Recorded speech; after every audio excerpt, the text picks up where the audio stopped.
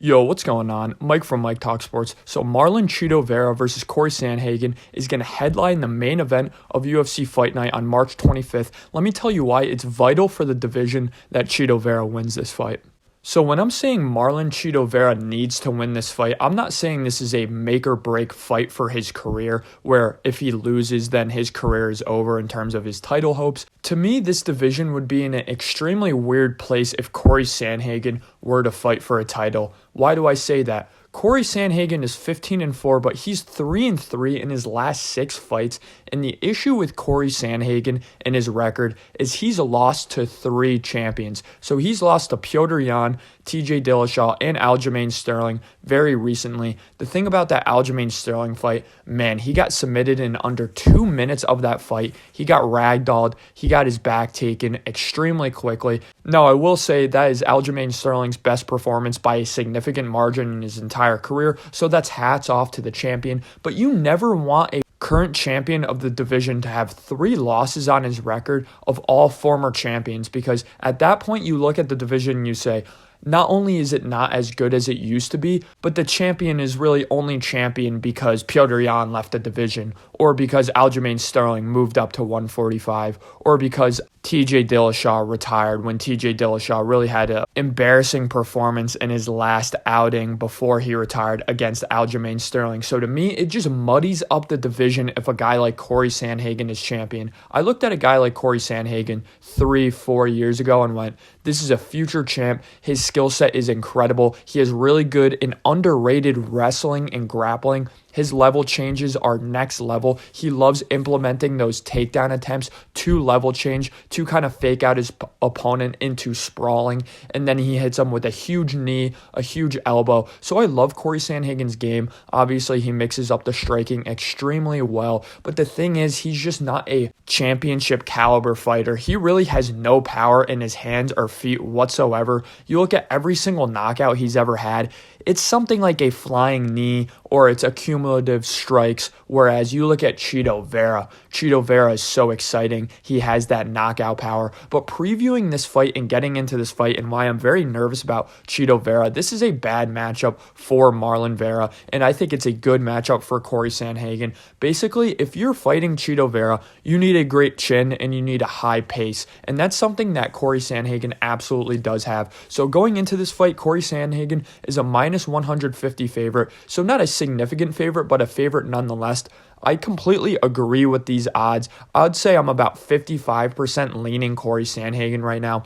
It really does start with their first round performances. Cory Sandhagen's a guy who's going to look to start really fast. That's why a guy like Aljamain Sterling absolutely capitalized on that and reversed Cory Sandhagen and submitted him very quickly. It's why Cory Sandhagen dominated a guy like Petr Yan, who starts really slow in first rounds, in their first round of that fight. And Marlon Chito Vera is a guy who starts pretty slow. We saw him in his last fight against Dominick Cruz. Now, Dominick Cruz is a bit of a puzzle. He's very hard to figure out, but Dominick Cruz really put it on Marlon Vera and won that first round. Looking at Marlon Vera, he is 5-1 in his last 6 fights, so significantly better of a recent record than a guy like Cory Sandhagen. He did lose to Jose Aldo, but besides that, he beat Sean O'Malley, he beat Davey Grant, he beat Frankie Edgar, he beat Rob Font, and he beat Dominick Cruz. And to me, that's just such an exciting storyline. So Sean O'Malley is next for a title shot. Let's say Henry Cejudo and Aljamain Sterling goes down,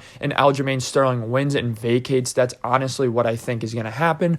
Then I think it's going to be something along the lines of Chito Vera versus Sean O'Malley for the interim world title, which I think would be such a fun rematch, because that fight was extremely interesting as it was playing out. I thought Sean O'Malley was winning that fight. I thought Sean O'Malley looked incredible in that fight. I thought he was going to win that fight. But then you have Chito Vera check a huge kick and then deliver a huge kick of his own, completely compromise Sean O'Malley's leg, and it was completely over. Landed some absolute bombs on the ground as well. Great ground and pound from Chito Vera. So Chito Vera not only has a better recent record than Cory Sandhagen, he hasn't lost to the confirmed champion as well. So it's just better if a guy like Chito Vera is champion over a guy like Cory Sandhagen. But really getting into this fight and why I think Cory Sandhagen is going to have a lot of early successes, because Marlon Chito Vera is a guy who likes feeling out his opponents on the feet. And Cory Sandhagen, again, I expect him to mix in a couple takedowns early in this fight. Even though Chito Vera does have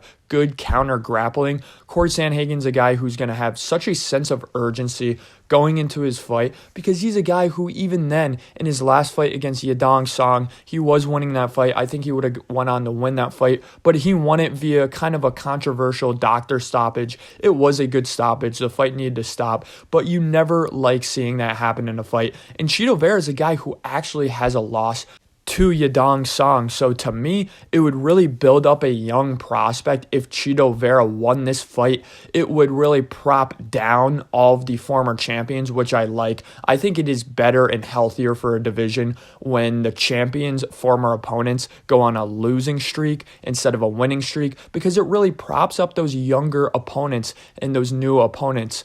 It's also kind of a roast, I'm not going to lie, of Petr Yan. Petr Yan drives me absolutely insane. Watch my last couple Petr Yan videos if you want to get my take on Petr Yan. But Petr Yan's style sucks. He doesn't let his hands go. He's way too passive on the feet. His grappling is overrated. So the fact that Cory Sandhagen lost basically 4 rounds to Petr Yan makes me want to say, man, I don't want anyone who lost to Petr Yan even touching the top 3 of this division, to be completely honest. We don't need all the Petr Yan fans when Cory Sandhagen becomes champion in 2 years to say, hey, look, see, Petr Yan still might be pound for pound #1 in the division. Get out of here with that. So that is a big reason why I do want Chito Vera to beat Cory Sandhagen. But all in all, I think it just sets up some phenomenal future fights if Chito Vera wins this fight. You can do Sean O'Malley for the vacant belt, again, if Aljamain Sterling wins and vacates. If not, then you can have Henry Cejudo versus Sean O'Malley next, and after that fight,